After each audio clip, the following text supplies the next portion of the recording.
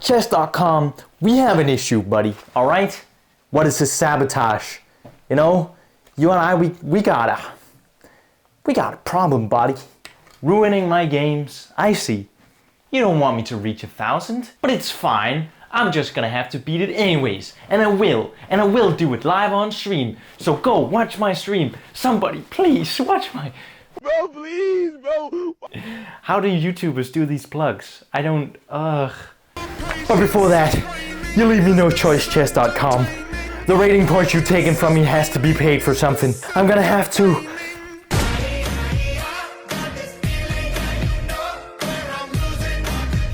Alright, so if you couldn't tell, yesterday I picked up some new gear. I'm a voluntary soldier and now I'm finally kitted out. And I also have this wooden gun from my childhood, and I thought, let's make a skit out of it. Because yes, I've had some trouble with the chess.com website, but I don't think it's anything to do with them. I think it's my computer that fucked up. We're still gonna look at the 2 games that was ruined, because every time I would try to make a move with a piece, it would throw me out to the start section where you can play another game. If I reloaded the website, then I would be able to continue the game. But obviously, that would put me at a time disadvantage. And also, I'm not good enough to have the chessboard in my head, so every time I return into it, I have to look at the positions, and there's many excuses in these 2 games. But we're gonna look at it and finally determine if that really was an issue, or if those rating points that I lost was, justified. Alright, so we have 2 games I want to show you. Hi, Tommy here from the future. You want to know what I did this morning? I messed around with OBS settings. And you know what that means? That means that this entire commentary I recorded on this mic, not this mic, not this mic. See the difference? Also, I'm gonna spare you the whole first entire commentary because it was really bad, alright? And the sound's really bad, so we're just gonna jump on to the next game. My apologies. Let me actually do this properly. We're playing on the black side of the board, and I open up how I usually do. E4, I go D6, bishop out, usual attack on the F7 square. Usually they'll bring their queen and then, try to go for a cheesy checkmate. But when I go out with my knight, that blocks that, and he probably sees that, so he decides just to go in for a check. Now, before we move on, let me just explain to you why I go D6. He goes E4. If I just went out and attacked straight away, then he would just be able to move forward.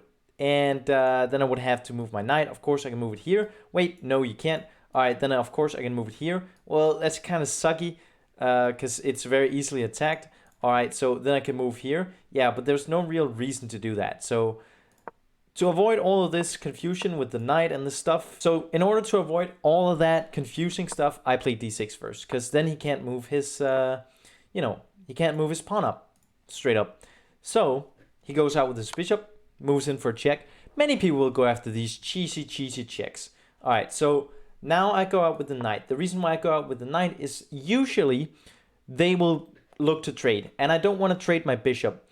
If you trade meaninglessly like this, rather trade a, knight than a bishop. And sometimes when they do this, and they're very aggressive, they will often forget that they have put out their light square bishop. So in that world, when you're at this low rating, it would make sense to maybe put your light square bishop up, because if he then moves his queen, you got a free light square bishop, right?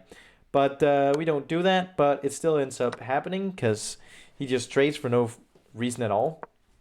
And the reason why it's dumb to trade at this point in the game is you have nothing developed, all right? You have nothing developed, you don't know how the board is going to look, and you don't know if the knight or the bishop is going to be, more valuable at this stage of the game.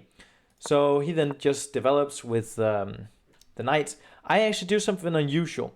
I usually go G6 and then I fast travel my castling on the king side. But I decided to not just give up the center immediately and then instead defend it this time around. So sometimes we do something different. And then I go straight back to what I wanted to do. So these next few moves are just, we develop, he castles, I castle. Now he attacks with this black square bishop. A very good position for the black square bishop. I can't do much here. He has it well defended. And he has this defended as well. So, what are my options here? One of the reasons why it's so good is because if I move my knight, then he takes my queen, right? Not a worth trade. And if I move my black square bishop out, oh, that's a free black square bishop. So I can either answer this by moving my pawn up. But in my experience, this pawn structure is better to preserve when you get into the late game. Usually if you move up here, it spells all sort of trouble later down the road. So instead, I decide to move my queen. So I unpin this. All right, this is an all right move. Not bad, not good. So now he attacks my center. I don't want to do this because then he just moves in with his knight and then he has a lot of, different places to move. I don't want to do that. I don't want to play into that. So I'm thinking, all right, if he's going to take, then I can move my knight here, which isn't attacked by anything. And this is no longer pinning my queen. So I move my knight. And then he does some weird on this file before. I move only one up. That is a very important thing. Usually, if they move twice up, they need to spend another move to defend this. They also defend with the knight, but once they move that, which they will, that is gone. So I usually answer when they move 2 pawns on either the A file or the H file.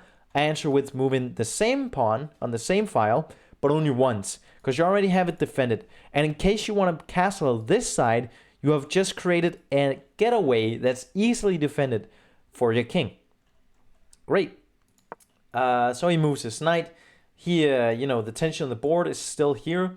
But before we leave that tension, I move my rook. The reason why I move my rook is to not get, pinned, right? So he's moving his knight in, seeing this fork right here. And I just deny him that by moving my rook here. An all right move. I want him to be the first to take here, and he does. So I retake with knight. He moves into check. I take with black square bishop. He takes my black square bishop. This is fine. This is defended. So now I'm free to move, however I would like. I decide to force him to make a decision. Do you want to move your bishop back or do you want to move your bishop forward? All right. I force him to do this. He takes. I retake. Because I see that he has his knight defended. He probably thought, ooh, I'm going to get a free queen now. So now he makes a good move here. Good moves with the knights. Attacks, and I can't do much. This knight has the same problem to me as the bishop had at this point. If I move this up, that kind of sucks for me later in the game. So I'm not going to do that. Instead, I'm just going to move my queen. He moves his knight. I move here and take. He then forces me to move my queen. I move back. Such a stupid move. Because now the fork's here. I'm behind now. And I see the fork before I make this move, alright? I see this fork. But I was kind of hoping for a queen trade before. Otherwise, it's dumb to queen trade when you're behind. But I was confident enough against this guy, thinking that my rook movements would be superior to his. So, I move my queen. He takes the, free bishop right there. I can't take here because then he just infiltrates with his queen. That's a very bad situation. So I just decide to trade queens. Now I'm 3 points behind, which is not great. But I do have something. He is tunnel visioned on this. Actually, why didn't he take my... he should have taken my rook here instead of my pawn. I just saw that. Anyways, not a good move. I'm very much behind here, but also move my king up here would have been better because then I could at least protect this pawn. But maybe he then would have seen that he could have taken the rook. Who knows? Who knows? He didn't do it. Anyways, then I move the king up here because then he can defend these pawns. Because he can't really get threatened in here. It's very hard at least. So he moves his knight back to this position where, he likes it to be. And I decide to infiltrate with my rook. Force him to move his knight first. Now I infiltrate his back rank.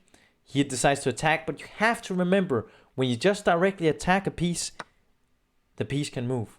Okay? And he does the same mistake again. He moves in with his knight, attacking my rook. That's fine. But my rook can just move. My rook can just move. And now I have 2 pawns. He's only up 2 more points. It's still looking bad for me. But look at this. He moves in with his rook. Now I'm thinking, I remember this. I specifically remember this. I was thinking, I hope to go here attacking his knight. And I hope that his, he's going to be like, I just taken 2 pawns from him, right? For free. And he's probably pretty mad. And I'm hoping that if I move away from this, he's just going to think, oh, this is a free pawn. I'm going to do the same thing to him as he does to me. And you know what happens? Exactly that. I was hoping for this. Because now I traded a pawn for a knight. And now it's anyone's game. But look at my time. I have 2 minutes on the clock and he has 5.5.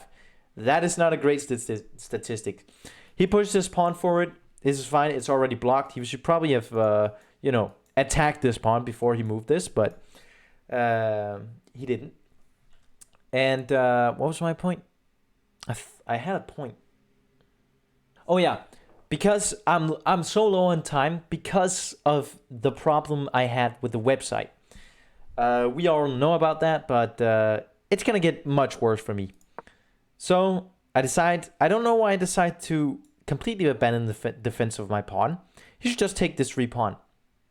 Actually, he shouldn't, because he needs to go back and defend. Because these laddered up rows here, they're going for a checkmate because he hasn't opened up for his king. Now, he could do 2 things here. He can move back, or he could just open up for an escape route for his king. Then the best I can do is trade rooks, which is not what I was looking for. So, he decides to go back. It's a suboptimal move. I go and attack this. And now, again, a suboptimal move, I would call it.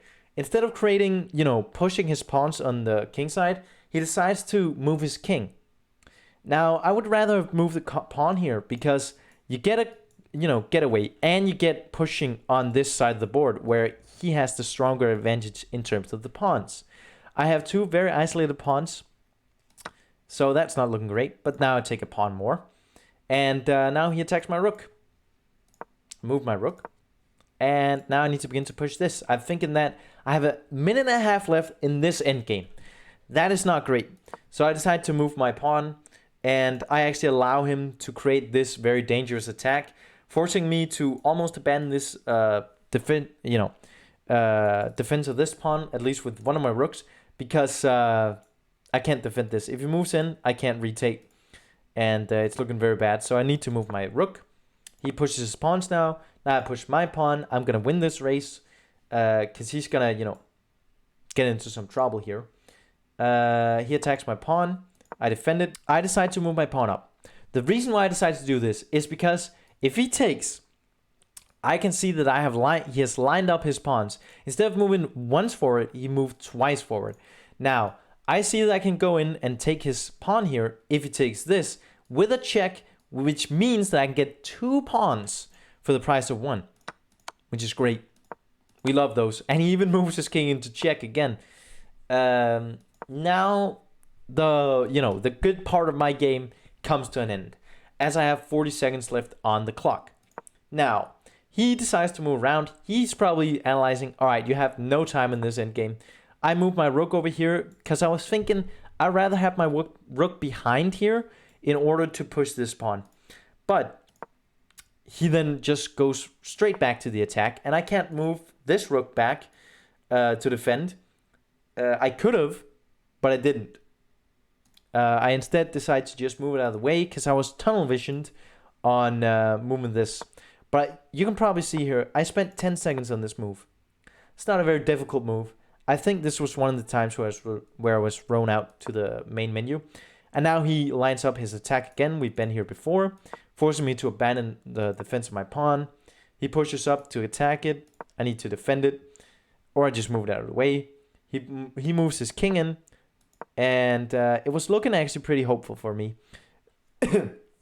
in terms of moving this game along. But I see here that I can't move my pawn up, but I can move my rook up as the first thing. Offer up a trade, which I thought that I could do, and I did it. But the problem with this trade is that he can easily attack this pawn. Now, I should probably just push these pawns, because I can't defend this shit, but I have 12 seconds left on the clock. Jesus Christ. What do? All right, I just move in to check him. Whatever, when in doubt, just check him. I don't do it once again because he's just edging towards my one pawn that was 2 spaces away from promotion. Very sad. And then I lose on time. Yo, want to see a trick I learned from the military? Boom!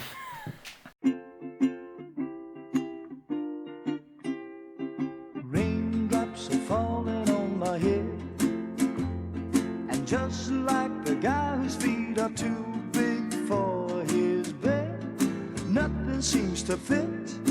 Those raindrops are falling on my head, they keep falling.